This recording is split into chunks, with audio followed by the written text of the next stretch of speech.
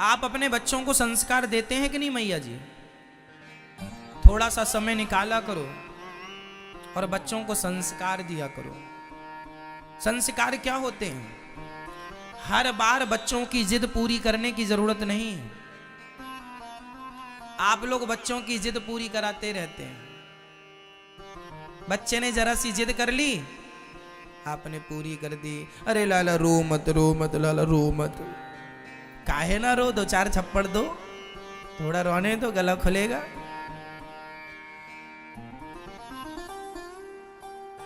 जिद पूरी करना जरूरी नहीं है। अब जैसे छोटे छोटे बच्चे माँ बाप से मोबाइल की डिमांड करते हैं और मम्मी ने तुरंत खोल कर दे दिया।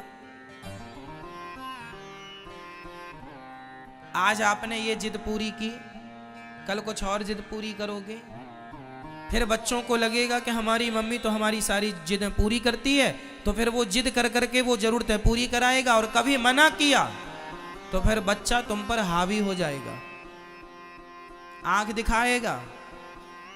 कितने बच्चे ऐसे हैं जो अपनी माँ को मारते भी हैं, लिपट पड़ते हैं। जिद पूरी ना करो तो गुस्सा करते हैं और लिपट जाते हैं अपनी माँ से। हाथ उठाते हैं बच्चे अपनी माँ पर। क्यों? आपकी भी गलती है। बच्चों को सबसे पहले कौन सा पाठ सिखाना चाहिए? शिष्टाचार, बड़ों की रिस्पेक्ट, बड़ों का सम्मान, ये सिखाओ। आज हम देखते हैं लोग बड़ों का सम्मान नहीं करते।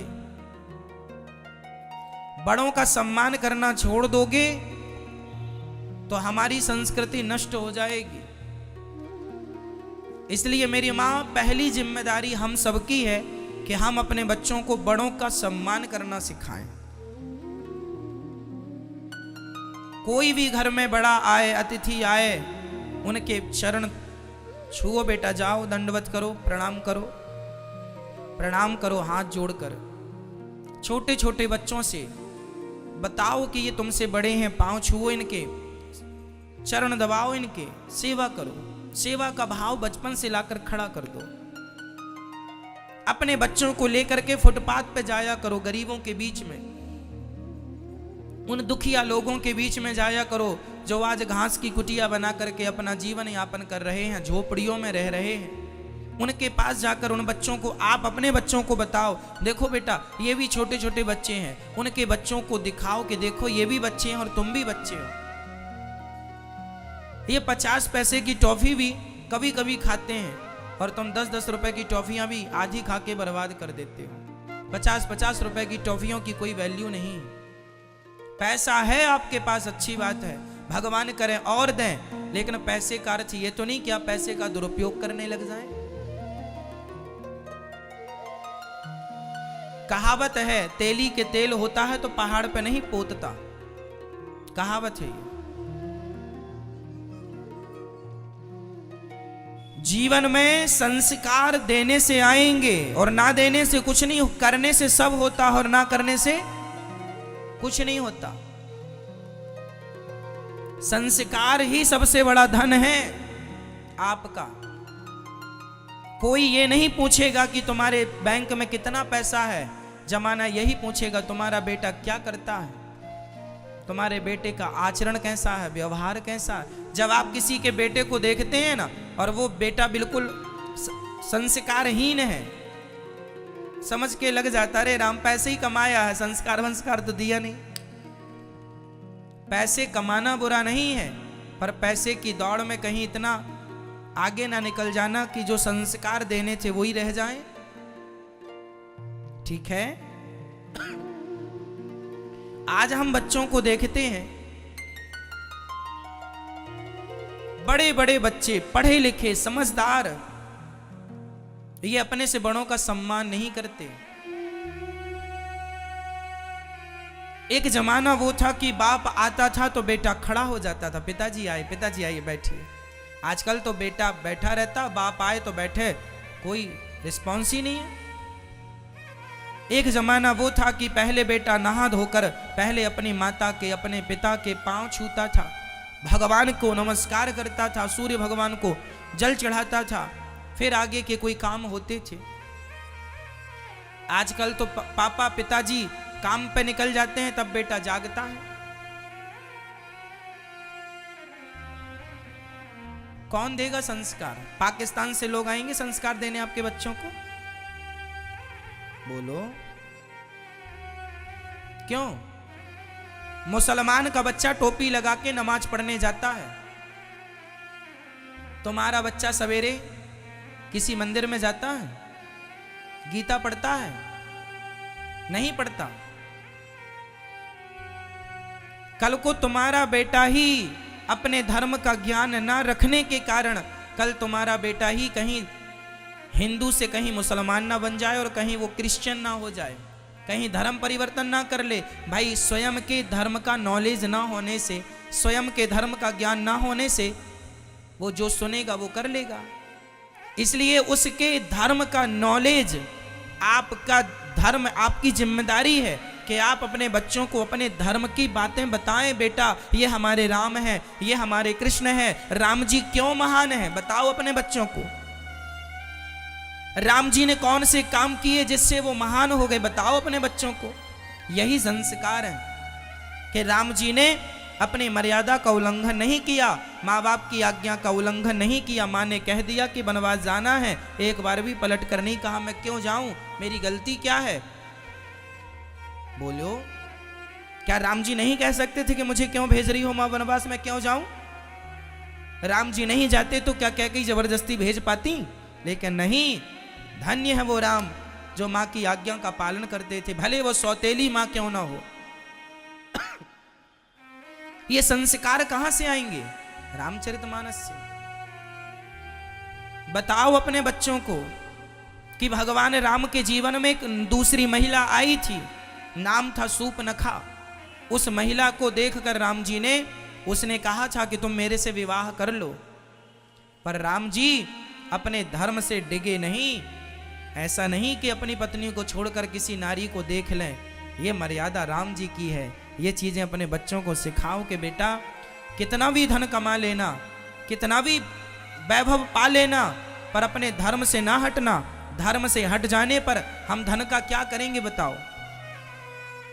बताइए हमारे जीवन में धन बड़ा है कि धर्म बड़ा है? जोर से क्या बड़ा है मेरी मां, धन या धर्म? यदि आपके सामने दोनों रखे जाएं, एक तरफ एक स्त्री के सामने दूसरा पुरुष खड़ा किया जाए और एक तरफ एक पुरुष के सामने दूसरी महिला खड़ी की जाए और दूसरी तरफ आपके सामने धर्म रखा जाए, क्या पसंद करेंगे? धर्म को बचाना या ये भोगों का धन? आपके सामने पैसे के ढेर लगा दिए जाएं सोना चांदी के और दूसरी तरफ आपका धर्म हो, क्या पसंद करेंगे? धन को या धर्म को? अरे धन तो वैश्या भी कमा लेती है अपना धर्म बेचकर। धर्म बेचने से भी पैसा मिल जाता है, क्यों जी? धर्म आप अपना बेच दीजिए, उससे भी आप पैसे कमा लेंगे। क्या वैश्या अपना धर्म बेच करके पैसे नहीं कमा रही है? तो पैसे तो वो भी कमा रहे हैं जो अपना धर्म बेच रहे हैं। तो पैसे के लिए मेरे भाइयों, मेरे भारतवासियों, पैसे के लिए, धन के लिए अपना धर्म ना गवा देना। धर्म तो इस धरती में इतना किसी के पास पैसा नहीं है कि उस पैसों से आपके धर्म को खरीदा जा सके। धर्म बिकाऊ नहीं है, जबकि धन बिकाऊ होता है। क्यों? धर्म बेच के धन खरीद लीजिए, ले लीजिए। आजकल तो धन से भी धन मिलता है, हाँ या ना? पैसों से पैसा मिल जाता है। वही बाजार में आप देखते हैं ना, 10 रुपए देंगे तो 10 रुपए में वो 8 रुपए के आपको सिक्के पकड़ा देंगे, चिल्लर फुटकर। तो पैसों से पैसे भी खरीदे जा रहे हैं। इसलिए धन आज है कल नहीं रहेगा, पर धर्म तो यहां भी आपके संग है। यहां से मरने के बाद आपका धन आपका साथ नहीं देगा। धन तो धरती तक साथ देता है, लेकिन धर्म तो यहां से लेकर परमात्मा तक आपका साथ धर्म ही देगा। धर्मानुगो गच्छति जीव एकः। इसलिए अब मर्जी आपकी कि धन बचाना है या धर्म बचाना है। इसलिए मेरे भाइयों, धर्म बचाइए। धर्मो रक्षति रक्षिता। जो धर्म की रक्षा करता है, धर्म उसकी रक्षा करता है। जाने न देना, धर्म। जाने न देना, धर्म। करना लोभ मत धन धाम का, और धर्म ही जाता रहा तो धन रहा किस काम का। धर्म चला गया तो धन बचा के क्या करोगे। इसलिए धर्म का पाठ पढ़ो। ईसाई संडे के संडे कितना भी व्यस्त हो ईसाई, पर वो चर्च जरूर जाता है हर संडे को। मुसलमान भाई नमाज पढ़ने जरूर जाते हैं, पर हिंदुओं को फुर्सत नहीं। अपने धर्म को जानने की जिज्ञासा नहीं है, अपने धर्म को समझने का कोई भाव नहीं है। इसलिए सनातन धर्म का प्रचार नहीं हो रहा है। क्यों? क्योंकि आप करना ही नहीं चाहते प्रचार। आप अपने बच्चों को तो पढ़ाइए पहले धर्म की बातें, यही तो प्रचार है। आजकल के बच्चे ये तक नहीं जानते कि राम जी कौन थे, कृष्ण जी कौन थे, गीता क्या है, क्योंकि आपने कभी बताया नहीं बच्चों को। आपको तो बस इंग्लिश पढ़ानी है। Johnny Johnny yes papa poem सुना दो बेटा। कोई आया तो, कोई भी बच्चा आया, बच्चे चालू हो जाते जॉनी जॉनी यस पापा पापा पापा पापा फलाना फलाना फलाना, A for apple B for ball, ये सुना। अरे भाई, बच्चों को गीता के श्लोक याद कराओ। कोई मेहमान आए तो आपके बच्चे गीता के श्लोक सुनाएं। सर्वधर्मान परित्यज्य माम एकम शरणम व्रज, मंगल भवन अमंगल हारी, रामचरितमानस की चौपाई। ये तुम्हारी संस्कृति तुम नहीं पढ़ाओगे तो अमेरिका, वहां से फिर पाकिस्तान से बुलाओगे उनको, वो पढ़ाएंगे तुम्हारे बच्चों को, वो संस्कार देंगे तुम्हारे बच्चों को।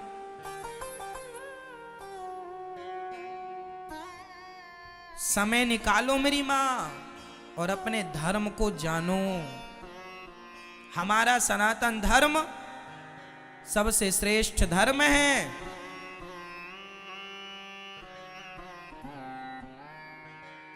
अभी सारी दुनिया लौट रही है सनातन की तरफ। जान लो अपने धर्म के बारे में, इतना श्रेष्ठ है कि आज लाखों क्रिश्चियन लोग हिंदू धर्म अपना रहे हैं। यहां वृंदावन में ही देख लो ना, गोरे गोरे लोग।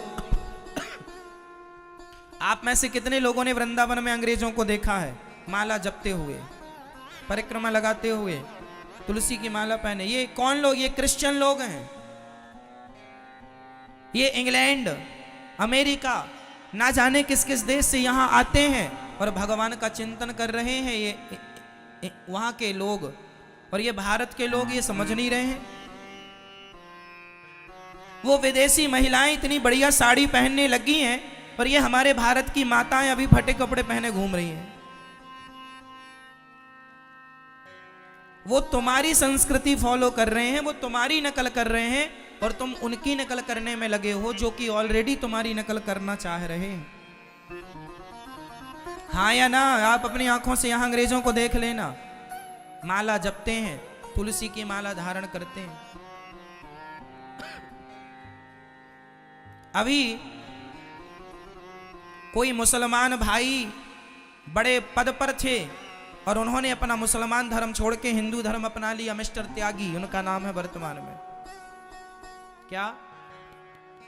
वसीम रिजवी। वो मुसलमान थे, हिंदू धर्म अपना लिया उन्होंने। वो अभी हैं, टीवी पर डिबेट इत्यादि आप सुन सकते हैं उनकी। वो मुसलमान थे, हाँ या ना? हिंदू धर्म अपना लिए कि नहीं? अरे सारी दुनिया, जबकि वो बहुत बड़े पद पर थे, अपने मुसलमान पद पर थे, उन्होंने हिंदू धर्म अपना लिया। सारी दुनिया घर वापसी कर रही है, तुम अपने धर्म को जान लो मेरी मां। सब वापस लौट रहे।